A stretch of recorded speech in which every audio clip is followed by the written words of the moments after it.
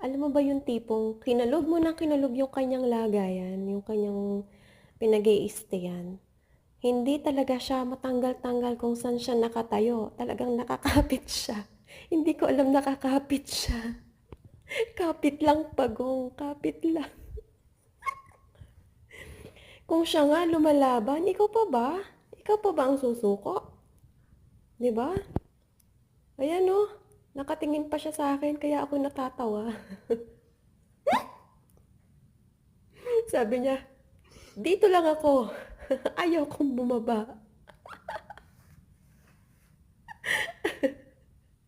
Tuwang-tuwa ako sa kanyang pagkakakapit. Nakakaloka kapagong. Ay, sana all kumakapit.